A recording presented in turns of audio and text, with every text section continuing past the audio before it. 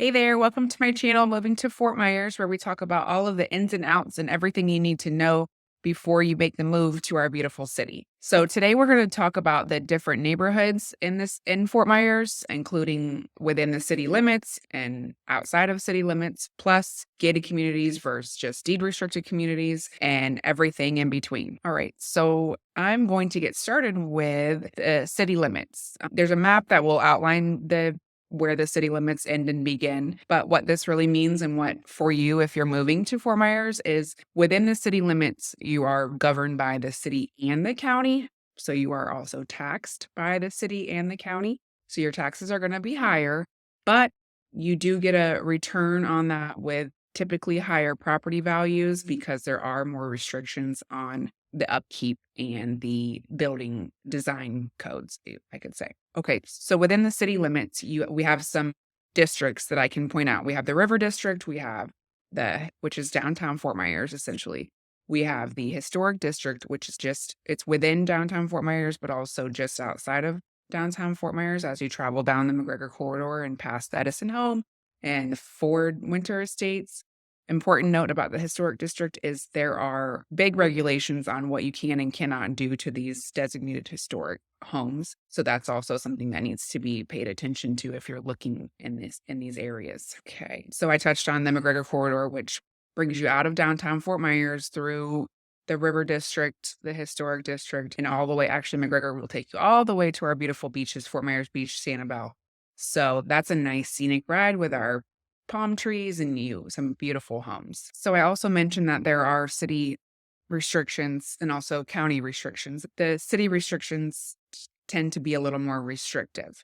So an idea of what the main violations that the city sees are high grass. You cannot have grass higher than 12 inches or you'll get a fine. No commercial vehicles stored overnight or longer than loading or unloading or doing work that day. No trailers and RVs in your front yard, so these have to be in your backyard behind a fence. And no agricultural animals. So no chickens, no pigs, no goats within the city limits. And honestly, that's carried over into county. When you get outside city limits, the county restricts that too. That will be based off of your zoning. There's some areas in Fort Myers that you can do some agricultural stuff, but you need to make sure that you are paying attention to zoning if that's something that's on your wish list. So once you get out of the city limits, which you don't really notice much of a difference in most of areas other than there are some looser property restrictions. So some benefits to getting outside of the city limits is you are only taxed by the county, so that reduces your property taxes substantially. You also have limited property restrictions. Most of them carry over, they're the same between the city and the county, but they're not as restrictive. They'll get on you for abandoned or unregistered vehicles. They'll get on you for accumulating debris or trash in your yard, but they're not as strict on, let's say, the commercial vehicles or the recreational vehicles like your boat or your RV. Okay. So now I'll go into deed restriction communities versus gated communities. Gated communities are pretty much what they sound like. There's gated. Sometimes they will have a live guard and sometimes they will not.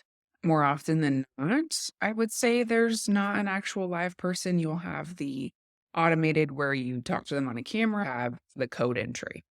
You also have in gated communities, you tend to have more amenities, resort center pools, the basketball courts, tennis courts, dog parks, that kind of thing, versus the deed restricted communities. Those are more of just restrictions on the type and size and style of home you build, and also the landscaping requirements and things like what type of fence you can use, things like that.